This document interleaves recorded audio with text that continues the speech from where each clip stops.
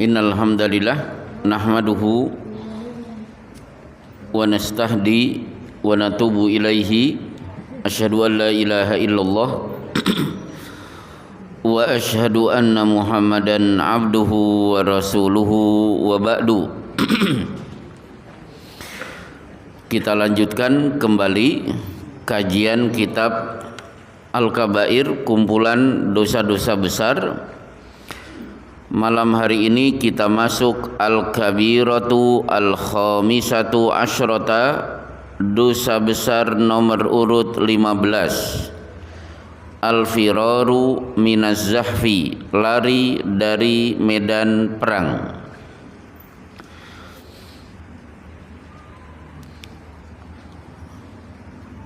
Ada 8 hal yang perlu kita bahas tentang materi ini. Yang pertama tentang perang, atau bahasa syar'inya adalah jihad. Kita harus tahu jihad bukan tindakan kriminal. Jihad adalah ibadah yang agung. Saking agungnya, ketika para ulama membahas status kematian seseorang terbagi menjadi 3. 1. Su'ul khotimah, mati yang jelek. Di atasnya ada husnul khotimah, mati yang baik. Di atasnya ada mati syahid. Jadi mati syahid itu mati tingkatan tertinggi paling mulia, di bawahnya baru husnul khotimah. Apa yang membedakan antara mati syahid dan husnul khotimah? Dilihat dari sakitnya dicabut nyawa, oh beda jauh. Nanti bapak-bapak, meskipun bapak-bapak meninggalnya sedang tahajud, sedang zikir, sedang duduk bersandar mendengar pengajian, kan mati husnul khotimah, tetap rasanya dicabut nyawa. Kasyatin tuslahu indal kusab wa hiya hayatun, sakitnya setara dengan kambing dikelupas kulitnya dalam keadaan masih hidup. Berarti kan sakit luar biasa. Saking sakitnya dicabut nyawa, meskipun itu husnul khotimah, sampai-sampai Allah berfirman, wal taffatis saku bisak. Reaksi si mayit menahan puncak rasa sakit adalah ketika betis kanan dan betis kiri beradu begitu rapat. Mungkin bapak-bapak pernah punya pengalaman melihat orang yang sakaratul maut. Ketika betis kiri dan kanan beradu begitu rapat, berarti kalla idza balagati taraqi, berarti nyawa sudah di tenggorokan. Baru rasa sakit itu diekspresikan dengan wal taffatis saku bisak. Betis kiri dan betis kanan beradu begitu rapat. Kenapa? Sakitnya tadi kasyatin tuslahu indal kusab wa hiya hayatun, seperti kambing dikelupas kulitnya dalam keadaan masih hidup. Tapi kalau orang yang mati syahid di medan perang, illa min masil kursah, sakitnya cuma seperti dicubit. Itu pun detik itu langsung wa yuzawwaju minal khur al-ain sab'ina minal khur al-ain, langsung detik itu juga saat dicabut nyawa akad nikah dengan 70 bidadari. Tapi kalau husnul khotimah bidadarinya cuma 2. Jadi yang 72 bidadari itu yang mati syahid di medan perang. Kalau bapak matinya ya tahajud, atau sedang berbuka, atau sedang sholat tarwih, istrinya di hari kiamat cuma 2, maksudnya bidadarinya. Nah, insya Allah nanti kapan-kapan kita bahas keutamaan orang yang mati syahid. Tidak kita perdalam masalah ini karena kita sedang fokus membahas tentang dosa besar nomor urut 15, yaitu lari dari medan perang. Kembali ke masalah pertama, jihad itu bukan kriminal, karena ada beberapa orang kafir bisa diselesaikan dengan mau'idhah hasanah, diberi nasihat yang lembut. Ada yang wajadilhum billati hiya ahsan, bisa diselesaikan dengan cara diajak diskusi. Tapi ada di antara orang kafir hanya bisa diselesaikan dengan bahasa kekerasan. Contoh, pasukan kafir dari Mekah tiba di Badar. Masuk akal tidak pasukan kafir Quraisy siap menyerang kaum muslimin pada perang Badar, kemudian umat Islam cukup membentangkan spanduk, kami umat Islam cinta damai, agama kami adalah rahmatan lil alamin. Cukup tidak dihadapi dengan begitu? Oh, gak bisa. Pasukan Abu Jahal hanya bisa dihadapi dengan kekerasan. Sama dengan ketika kita dijajah oleh Belanda. Selesainya dengan apa? Perang. Di Bekasi, di satu komplek, saya pernah melihat spanduk bertebaran di mana-mana. Wahai para pencuri, perbuatan kalian biadab, carilah rezeki dengan cara yang halal. Kira-kira maling-maling itu melihat tulisan itu mana? Ya cuma mesem. Maling itu harus dihadapi dengan bahasa kekerasan, tangkap, kalau perlu, kalau ini negara Islam potong tangannya. Jadi begitu. Sama dengan jalur Gaza, tidak bisa cukup kami mengutuk tindakan biadab penjajah Israel. Oh, gak bisa. Jadi kasus jalur Gaza itu hanya bisa diselesaikan dengan jihad fisabilillah. Baik. Yang kedua, setiap negara pasti punya ideologi, dan ideologi itu pasti ada penjaganya. Bangsa Indonesia menurut konstitusi ideologinya adalah Pancasila. Ditambah Undang-Undang Dasar 45. Siapa yang menjaga? Kekuatan militer dari TNI dan Polri. Jadi tentara dan kepolisian itu berada di garda terdepan untuk membela ideologi ini. Sebagaimana Islam punya petunjuk hidup, punya sumber hukum yaitu Quran dan hadis. Kalau dirongrong, maka siapa yang membela? Secara umum seluruh kaum muslimin, tapi di garda terdepan adalah para mujahid fi sabilillah. Jadi ideologi dan penjaga itu satu kesatuan yang tidak bisa dipisahkan. Sebagaimana militer dengan Pancasila itu tidak bisa dipisahkan sama sekali. Masalah ketiga, jihad ini adalah membedakan antara umat Rasulullah Shallallahu Alaihi Wasallam dengan umat-umat terdahulu. Karena Rasulullah Shallallahu Alaihi Wasallam bersabda, "Bu'istu baina yaday saati bisayf." Aku diutus menjelang hari kiamat dengan pedang. Maka kalau saya ditanya, apakah Islam identik dengan pedang? Iya, hadisnya ini. Aku diutus menjelang hari kiamat dengan pedang. Tafsirnya apa? Maksudnya begini. Fir'aun itu kurang ajar. Selesainya bukan dengan perang, tapi apa? Yudab wa id faraqna bikumul bahra wa anjaynakum wa agraqna ala fir'auna wa antum tangdurun. Ketika kami sibak laut, kami selamatkan kalian wahai Musa, dan kami tenggelamkan keluarga Fir'aun sementara kalian menyaksikan bagaimana Fir'aun itu tenggelam. Berarti Fir'aun tumbang itu tidak lewat jihad, tapi apa? Campur tangan Allah langsung lewat mukjizat. Kaum Nabi Lut yang kurang ajar Caranya apa? Faja'alna 'aliyaha safilaha wa amtarna 'alaihim hijaratan min sijil. Kami angkat negeri Sodom ke langit, kemudian kami banting ke bawah. Setelah itu mereka kami limpari bebatuan dari langit. Jadi tidak lewat perang kaum Nabi Lut selesainya, tapi lewat azab.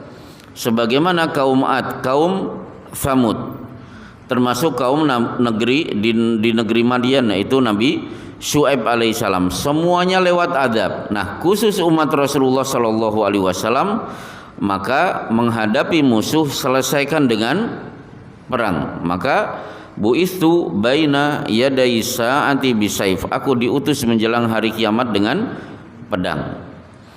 Sehingga Abu Jahal tumbang lewat perang Badar. Mekah dikuasai lewat perang Fathu Mekah ketika umat Islam membawa pasukan pada bulan Ramadan. Nah, kemudian berkenaan dengan jihad, ada beberapa ungkapan Allah bagaimana cara mengajak umat Islam berjihad. Ungkapannya bagus-bagus. Di antaranya firman Allah, Innallaha ashtara minal mu'minina anfusahum wa amwalahum bi anna lahumul jannah yuqatiluna fi sabilillahi fayuqatalun wa'dallahi haqqan wa'dan alaihi haqqan fit taurati wal injili wal Qur'an. Ya, nanti Bapak silahkan lihat di surat At-Taubah. Kalau ayatnya di lembar sebelah kiri lah, ayatnya paling bawah, nanti insya Allah ketemu. Sesungguhnya Allah membeli apa? Nyawa-nyawa kalian. Allah membeli nyawa-nyawa kalian. Bi anna lahumul jannah, nanti Allah akan ganti dengan al-jannah, surga. Caranya apa? Yuqatiluna fi sabilillah, kalian perang fi sabilillah. Fayaktuluna wa yuktalun, boleh jadi kalian akan bisa membunuh musuh atau kalian yang akan terbunuh. Wa dan alaihi haqqo, ini janji benar dari Allah, tercantum dalam Quran, Injil dan Taurat. Maka ayat ini kemudian para ulama menafsirkan, siapa yang berstatus sebagai pembeli? Allah. Siapa pedagangnya? Orang beriman. Apa barang jualannya? Nyawa yang dijual. Gantinya, duitnya apa? Surga. Kwitansinya tertulis di mana? Tertulis dalam Al-Quran, Injil dan Taurat. Jadi jihad itu diungkapkan dengan transaksi jual beli antara Allah dengan orang-orang beriman. Termasuk di surat As-Saff, ya ayyuhalladzina amanu hal adullukum ala tijaratin tunjikum min adzabin alim. Hai orang beriman, mau tidak aku tunjukkan transaksi jual beli? Kalau kalian ikut, kalian akan selamat dari siksa yang pedih. Apa itu? Dua. Yang pertama, kalian beriman kepada Allah dan Rasul. Kalau beriman kepada Allah berarti ibadah kepada Allah. Iman kepada Rasul berarti melaksanakan ibadah sebagaimana yang diajarkan oleh Rasulullah sallallahu alaihi wasallam. Wa tujahiduna fi sabilillah, dan kalian berjihad fi sabilillah. Jadi Bapak-bapak, kalau ingin selamat dari siksa pedih, syaratnya dua. Satu iman, dua jihad. Satu iman, dua jihad. Bapak sudah beriman kepada Allah dan Rasulnya, buktinya duduk di majelis taklim, buktinya sholat 5 waktu berjamaah. Tapi Bapak masih dituntut setengahnya. Apa itu? Berjihad fi sabilillah. Berarti yang belum berjihad fi sabilillah baru punya setengah modal untuk selamat dari siksa yang pedih. Baik. Ada lagi ungkapan di surat Al-Anfal ayat 60. wa a'iddu lahum mastata'tum min quwwah wa mir ribatil khayli turhibuna bihi aduwallahi wa aduwakum. Persiapkan wahai kaum muslimin. 2, min quwwah, kekuatan. Yang kedua, wa mir ribatil khayli, kuda-kuda perang yang ditambatkan. Kita buka tafsir. Ternyata Rasulullah langsung menerangkan, ala inna quwwata ar-ramyu. Ingat, yang dimaksud kuat pada surat ini, ayat ini adalah kemampuan kalian memanah. Berarti umat Islam diperintahkan punya kemampuan militer panah, berarti bisa menembak musuh dari jarak jauh. Yang kedua, punya kuda-kuda untuk transportasi peperangan. Dengan kuda bisa mengejar musuh, bisa lari menghindarkan diri dari musuh. Kalau hari ini berarti kita harus punya persenjataan jarak jauh. Ada rudal Tomahawk, ada rudal Scud, ada rudal Patriot, dan alat-alat tempur yang lainnya. Sekali pencet ribuan kilometer bisa dihancurkan. Seperti rudal Tomahawk. Rudal Tomahawk itu rudal yang luar biasa. Misalnya ada seorang muslim yang ditarget oleh orang kafir, cukup tahu nomor HP-nya. Nomor HP dipencet, orang itu ngangkat, halo, akhirnya ketahuan titik lokasinya di mana. Rudal Tomahawk dipencet, rudal itu akan lari mengikuti titik lokasi di mana orang itu menggang HP. Inilah al-quwwatu, ala innal quwwata ar-ramyu. Ingatlah, pusat kekuatan umat Islam itu adalah memanah. Kalau hari ini berarti alat-alat tempur, senjata yang dipencet bisa menghancurkan musuh dari jarak jauh. Kalau kuda berarti adalah pesawat tempur. Kalau 2 ini kalian miliki, turhibuna bihi aduwallahi wa aduwakum, kalian akan ditakuti oleh musuh-musuh Allah dan musuh-musuh kalian.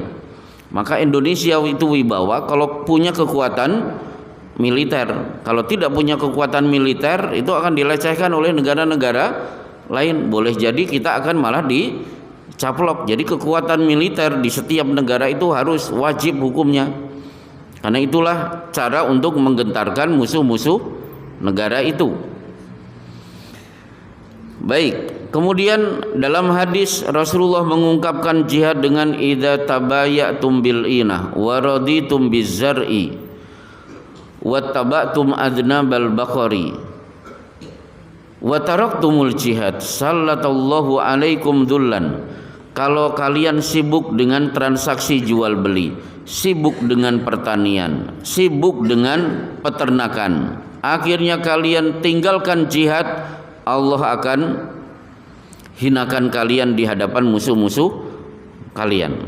Berarti sebuah negara jangan hanya memikir yang penting sektor ekonomi mantap, tapi militer dilupakan. Oh, jangan. Baik. Kemudian berkenaan dengan jihad, Islam mengajak kepada kita untuk menanamkan jihad kepada setiap kaum muslimin. Sehingga dalam banyak hadis, misalnya Rasulullah sallallahu alaihi wasallam bersabda, man mata wa lam yaghzu wa lam yuhaddis fi qalbihi bi ghazwin mata ala syu'batin minan nifaq. Siapa yang mati belum pernah berjihad atau minimal terdetik ingin berjihad, berarti matinya dalam keadaan munafik. Berarti pilihan Bapak, 1 berjihad. Kalau tidak ada kesempatan, maka tanamkan keinginan kapan saya bisa membela saudara-saudara kita di Palestina. Kemudian man sa'alahullahu syahadata bisidqin balahullahu manazila syuhada wa in mata ala firasihi. Siapa yang bercita-cita ingin mati syahid, Allah akan tetapkan matinya sebagai mati syahid meskipun matinya di atas tempat tidur. Berarti cita-cita ingin mati syahid itu harus tertanam dengan baik. Kemudian Nah, baru kita masuk masalah inti di surat Al-Anfal ayat 15 dan 16. Ya ayyuhalladzina amanu idza laqitumul ladzina kafaru zahfan fala tuwalluhumul adbar. Hai orang-orang yang beriman, kalau kalian sudah berhadap-hadapan musuh di medan perang, jangan lari, tetap teguh di tempatnya. Nah, kemudian wa may yuwallihim yauma idzin duburahu illa mutaharrifan liqitalin aw mutahayyizan ila fi'atin. Silahkan lari, tapi syaratnya satu di antara dua. Satu, lari sebagai bentuk strategi, atau yang kedua, lari untuk bergabung dengan kelompok lain. Contohnya misalnya, ini perang. Grup A, regu A ditugaskan untuk pura-pura lari supaya dia dikejar musuh. Padahal musuh yang akhirnya terpancing betul-betul mengejar, padahal kita sudah membuat jebakan-jebakan yang akhirnya musuh akhirnya mati. Nah, itu boleh lari demi strategi.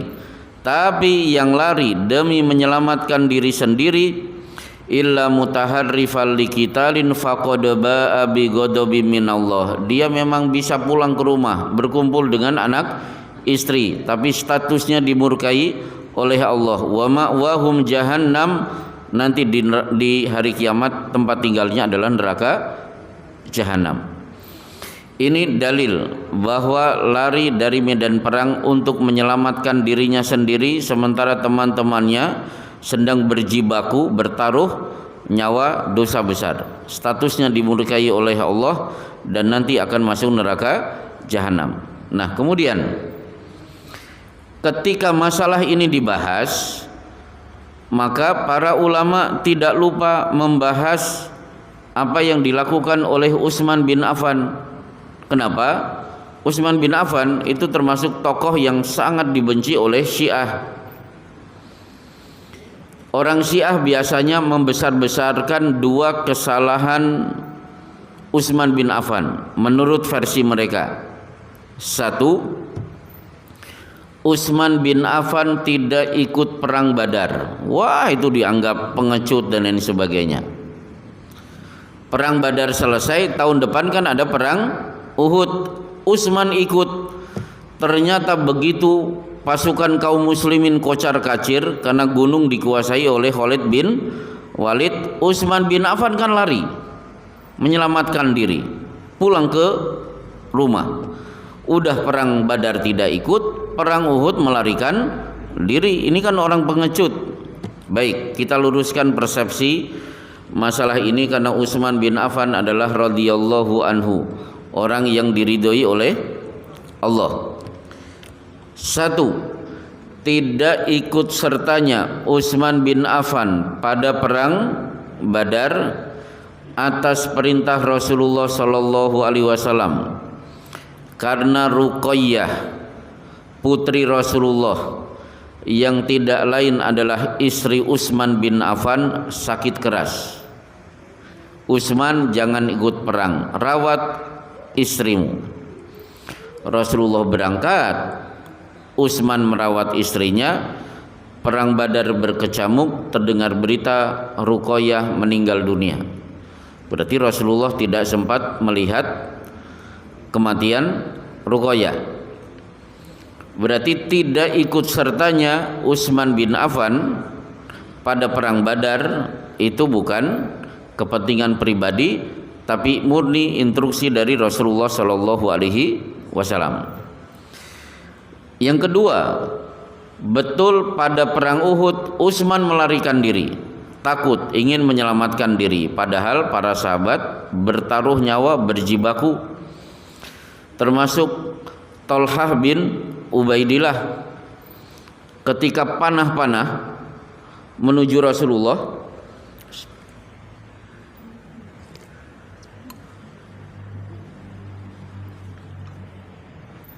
Berdiri para sahabat menjadi tameng hidup. Ternyata yang paling banyak tertancap panah adalah Thalhah bin Ubaidillah. Meskipun panah banyak menancap di tubuhnya, Thalhah tidak mau jatuh. Kalau saya jatuh, Rasulullah yang kena. Maka perang selesai, satu persatu panah itu dicabut, lukanya diobati, ternyata sembuh.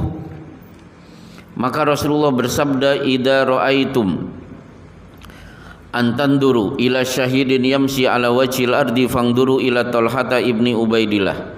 Kalau kalian pengen melihat orang yang sudah punya gelar syahid tapi masih jalan-jalan di atas bumi, orang itu namanya Thalhah bin Ubaidillah. Thalhah bertaruh nyawa, Utsman malah lari. Akhirnya memang betul sampai rumah selamat.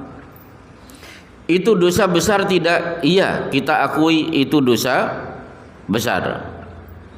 Tapi ada dua hal yang menyebabkan Utsman bin Affan berhak untuk diampuni oleh Allah. Satu, turun ayat setelah perang Uhud. Rasulullah kalah, banyak para sahabat yang mati, yang terluka juga banyak.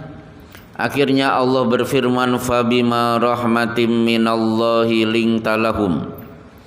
Karena rahmat Allah kepadamu wahai Muhammad, kamu harus bersikap lemah lembut kepada orang-orang beriman. Satu, kepada yang turun dari gunung sehingga gunung itu dikuasai oleh Khalid bin Walid. Kamu juga harus lemah lembut kepada sahabat-sahabat kalian yang banyak melarikan diri. Fa'fu anhum, secara pribadi maafkan mereka wahai Muhammad. Wastaghfir lahum, kepada Allah istighfarkan mereka. Wasyawirhum fil amri, nanti kalau ada musyawarah mereka tetap harus dilibatkan. Berarti Utsman mendapatkan maaf dari Rasulullah, mendapatkan ampun dari Allah berdasarkan ayat ini.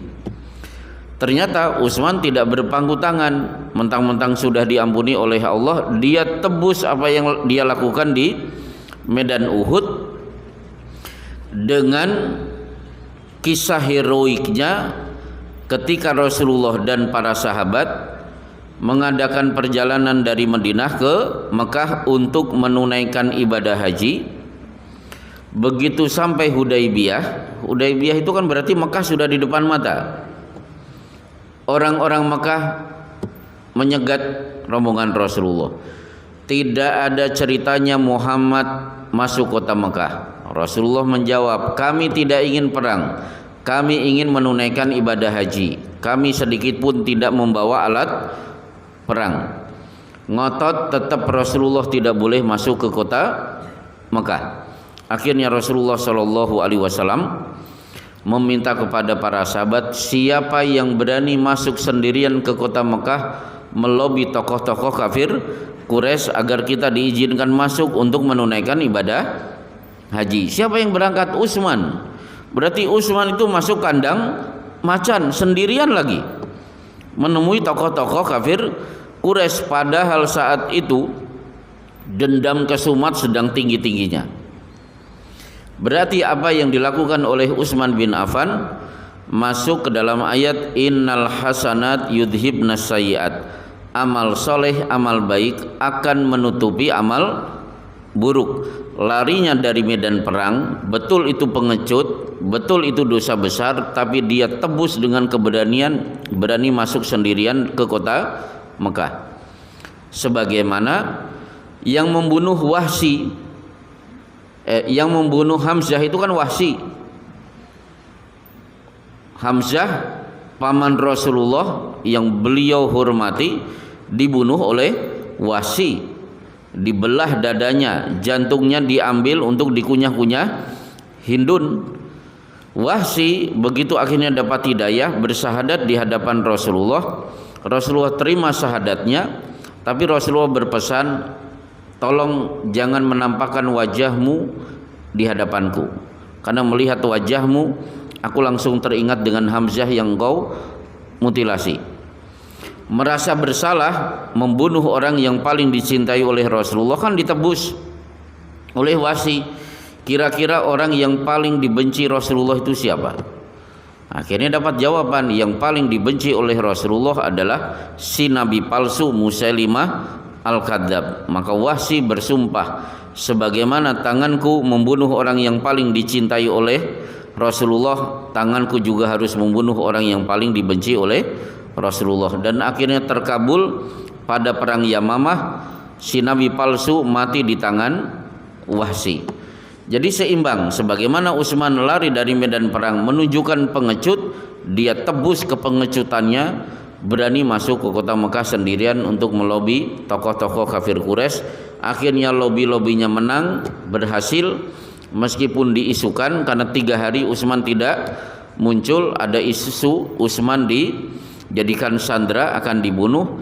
Tapi dari lobi-lobi akhirnya mendapatkan informasi, sepakat umat Islam mengadakan perjanjian Hudaybiyah yang intinya bisa haji, tapi jangan tahun ini, silakan haji tahun depan. Baik, insya Allah selesai. Meskipun hadis pembahasan hari ini tidak terlalu penting karena Bapak tinggal di Masaran, harusnya materi ini disampaikan ke kaum muslimin di jalur Gaza, itu cocoknya begitu. Di sini kan Bapak mau lari dari mana? Paling lari dari kenyataan. Baik, cukup. Ada pertanyaan, saya persilahkan. Monggo Pak. Waalaikumsalam warahmatullahi wabarakatuh.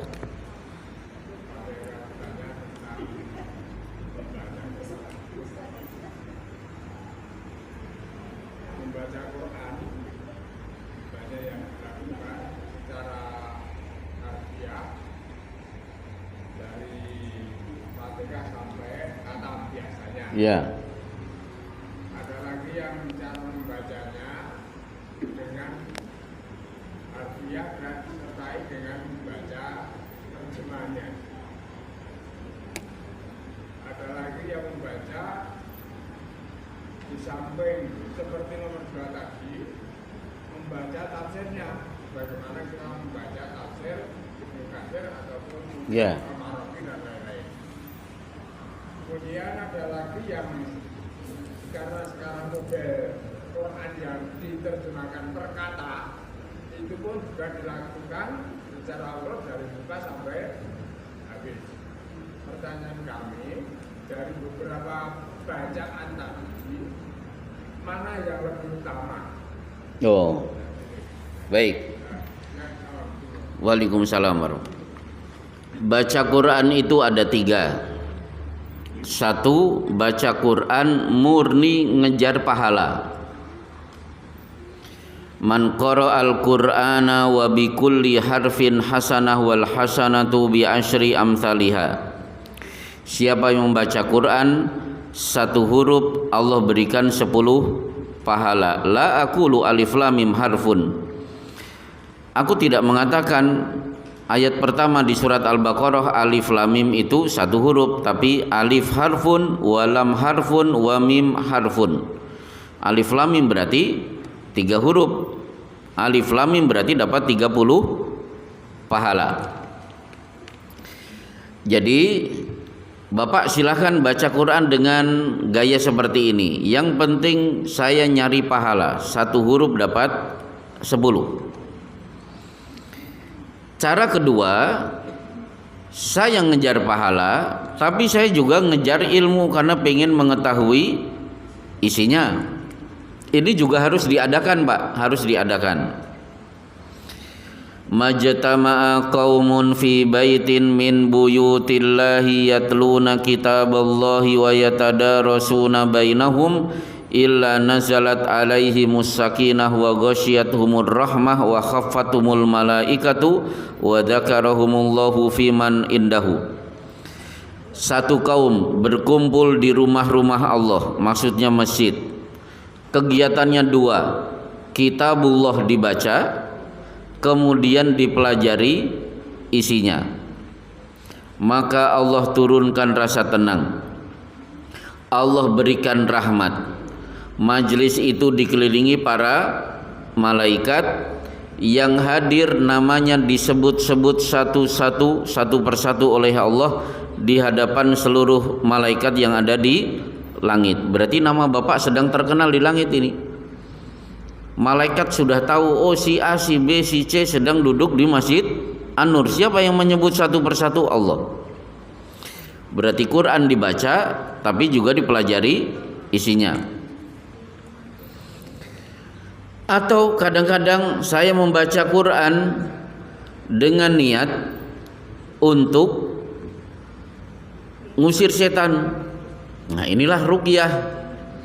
Berarti yang dibaca ayat-ayat tertentu seperti Al-Fatihah, Al-Baqarah 1 sampai 5 dilanjutkan dengan ayat kursi, 2 ayat sesudah ayat kursi, mungkin Al-Baqarah akhir-akhir, mungkin ditambah As-Saffat, ditambah surat Jin, ditambah surat Al-Kahf atau surat Toha yang ayat-ayatnya berbicara tentang sihir. Berarti Quran dibaca murni untuk ngusir setan.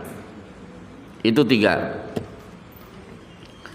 Yang keempat, perkataan Ibnu Mas'ud, kanu idza ta'allamu minan nabiy sallallahu alaihi wasallam asyra ayatin lam yujawizuha hatta yata'ammalu ma fiha minal ilmi wal amal. Para sahabat punya kebiasaan datang menghadap Rasulullah, belajar 10 ayat. Mereka tidak akan kembali minta tambahan 10 ini kecuali 10 ini sudah dihafal, dipahami dan sudah diamalkan. Nah, silakan Bapak yang mau yang ini, yang paling hebat ini. Jadi belajar ayat tidak akan datang lagi kecuali ayat itu sudah dihafal, dipahami dan sudah diamalkan. Maka mana yang lebih baik? Saya lebih condong untuk kalau bisa sapu bersih. Kita punya waktu untuk tadarusan, murni baca Quran, enggak usah dibaca terjemahannya. Yang penting sehari target 1 juz. Tapi Bapak juga punya waktu untuk menghadiri majelis taklim, kajian tafsir. Syukur-syukur pulang dibaca lagi, syukur-syukur bisa dihafal dan akhirnya diamalkan. Ternyata rumah ada gangguan jin, baru Bapak baca Quran, tujuannya untuk ruqyah. Baik, ada lagi yang lain? Ya, silakan. Apakah benar kisah ini, jadi nanti di yaumul akhir di depan jannah itu akan berbaris berapa kelompok? Ya. Satu kelompok orang wal masikin, kemudian kelompok agniya, kemudian kelompok para syuhada yang masing-masing akan masuk ke surga duluan sampai malaikat turun itu. Oh ya. Ini harusnya kita masuk dulu baru tahu situasinya sebenarnya. Masalahnya kapan masuknya? Baik. Ibnul Qayyim itu kan membahas tentang tabaqatul mukallifin. Tingkatan-tingkatan orang-orang baik di surga dan di neraka. Ini harusnya ada pelajaran khusus juga. Ini bagus sekali sebenarnya. Tingkatan di neraka menyebabkan Bapak takut, dan jangan-jangan Bapak ada di tingkatan itu karena punya amalan-amalan tertentu yang menyebabkan kita harus masuk neraka. Tapi ada tingkatan khusus tabaqatul mukallifin yang di surga. Tapi kalau pertanyaannya berbaris, jawabannya ada di Musnad Imam Ahmad. Ini diterangkan oleh Imam Nawawi di Syarah Sahih Muslim di Kitabul Iman jilid ke-3. Jadi begini, inna ahlal jannati isruna wa mi'ah saf. Nanti di surga ada acara baris berbaris, dan barisan itu ada 120 baris. Thamanuna min hadhil ummah. Dari 80 baris ternyata umat ini, yaitu umat Rasulullah sallallahu alaihi wasallam, 40 baris diisi oleh umat-umat terdahulu. Berarti kota penghuni surga 2/3 itu kita, sepertiganya dari Adam sampai Nabi Isa. Nah kemudian begitu sudah baris, Allah bertanya, ya ahlal jannati har raditum, penghuni surga, sudah puas belum? Nah, bapak-bapak bingung. Wa malana la nardo ya rabbana wa qad a'taitana ma lam tu'tina min qabl. Jadi acara baris-baris itu setelah bapak masuk surga sudah bersenang-senang dalam rentang sekian lama, baru ada acara baris-baris. Ditanya, gimana? Penak atau maksud gitu. Sudah puas belum? Gimana tidak puas? Ini nikmat belum pernah kami rasakan. Hal turiduna syai'an uzidukum, mau tambahan bonus yang lebih hebat? Nah kita bingung lagi, ini saja enak apalagi tambahan yang lebih hebat. Akhirnya Allah berfirman, u'tikum ridwani fala asqatu alaikum ba'dahu abada. Aku berikan ridhoku kepada kalian hari ini resmi, maka kalian tidak akan dimurkai selama-lamanya. Berarti bapak dapat surga dulu bersenang-senang, baru dapat ridho. Jadi surga dan ridho itu satu kesatuan. Maka di surat At-Taubah,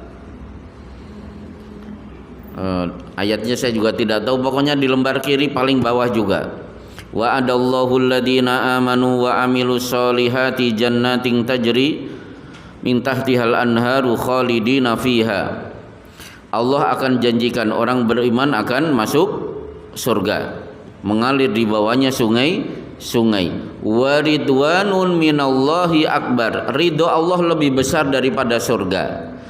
Jadi surga dulu baru dapat ridho. Begitu kita sudah dapat ridho, fayakshiful hijab, tiba-tiba tersingkap hijab. Untuk pertama kali bapak melihat Allah secara jelas. Situasinya kata Rasulullah, fama u'tu syai'an ahabba ilaihim minan nadhari ila rabbihim, tidak ada pemberian yang lebih membahagiakan orang-orang beriman melebihi bisa melihat Allah secara jelas untuk pertama kali. Maka disambut dengan firman Allah, wujuhu yawma idin nadirah ila rabbiha nadirah, wajah orang beriman berseri-seri saat itu karena mereka melihat Tuhannya secara langsung. Nah, itu kalau bicara tentang baris-baris. Nah, tadi ada kelompok-kelompok termasuk orang-orang kaya, orang-orang miskin dan lain sebagainya. Kisahnya juga panjang. Jadi saya bingung untuk menceritakan karena kita sedang fokus membahas dosa besar. Kok ujuk-ujuk di surga? Ini juga bikin penasaran juga sehingga ya sudah. Oh ya, silakan. Berkaitan dengan pertanyaan Pak Sardi tadi, baca Quran sambil membaca terjemahannya. Dulu saya 2 tahun pengajar di Masjid Istiqlal, Jakarta. Saya mengajar terjemah Al-Quran, program 40 jam. Nah, jadi programnya apa? Menyelesaikan terjemah surat Al-Baqarah. Dzalika itu al-kitabu al-kitab la tidak roiba keraguan fihi di dalamnya. Itu masyarakat umum yang ikut di kelompok-kelompok kelas. Satu kelas biasanya cuma 15 orang. Dan dengan terjemah ternyata kita juga bisa mengajarkan nahwu shorof mudah bagi orang awam. Ketika Al-Baqarah sudah khatam, insya Allah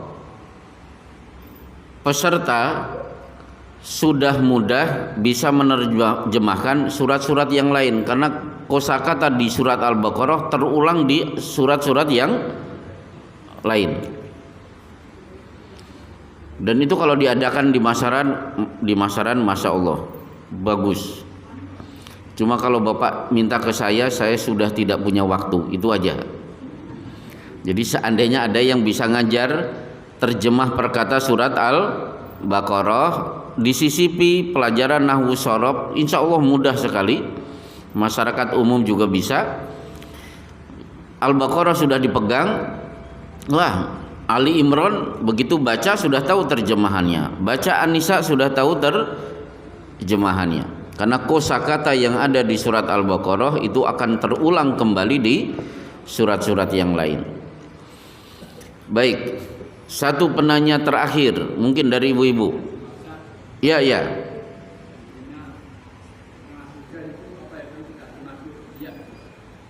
Apa? Oh, di timur. Bapak ikut pasukan Seroja itu, Pak? Iya. Karena saya di Bekasi mengisi kajian di komplek perumahan Seroja. Perumahan Seroja itu perumahan ex TNI Timur Timur. Jadi bapak-bapak di sana rata-rata ada yang cacat matanya, ada cacat kakinya, ada cacat tangannya. Pokoknya yang organ tubuhnya cacat ketika pembebasan Timur Timur akhirnya ditempatkan di situ, dan di situ alhamdulillah pengajian sangat semarak. Baik, intinya begini. Kalau bapak-bapak berjihad niatnya ikhlas karena Allah dengan tujuan agar nama Allah yang ditinggikan, maka itu bagian dari jihad. Kenapa Timur Timur itu harus masuk Indonesia? Karena Timur Timur itu secara umum kan agamanya apa? Kristen kan gitu, Kristen. Kalau Indonesia secara mayoritas kan Muslim. Seandainya dipegang mereka, khawatir Islam akan terkungkung. Maka lebih baik Timur Timur masuk Indonesia supaya apa? Rasa nyaman bagi kaum muslimin. Nah, kalau niatnya seperti itu bagian dari jihad fisabilillah. Tapi kalau murni nasionalisme tanpa ada unsur-unsur niat karena Allah, berarti itu bukan bagian dari jihad. Maka bekerja apapun harus ada disisipi niat karena Allah Subhanahu wa taala. Baik, terakhir.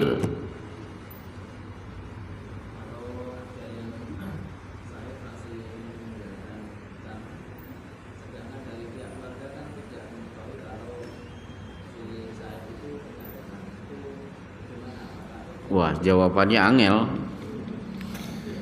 Jadi hutang tapi keluarganya tidak tahu. Intinya begini.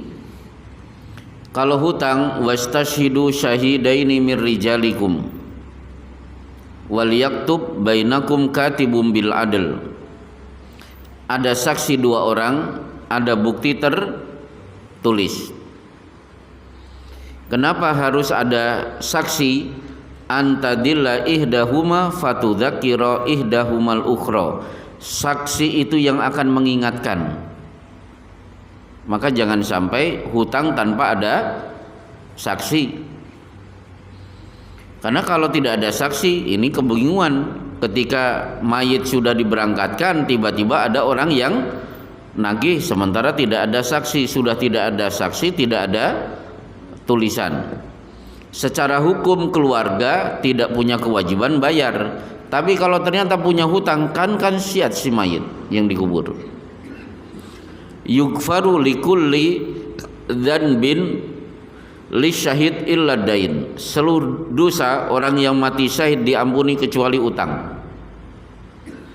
Jadi dosa mujahid langsung dienolkan karena dia mati syahid. Tapi kalau hutang tidak bisa, harus diselesaikan nanti pada hari kiamat. Cukup, insya Allah tidak ada pertanyaan lagi. Kita akan lanjutkan di pertemuan yang akan datang dengan tema yang lain, masih di kitab yang sama. Wassallallahu ala Muhammadin wa ala alihi washabbihi wasallim. Assalamualaikum warahmatullahi wabarakatuh.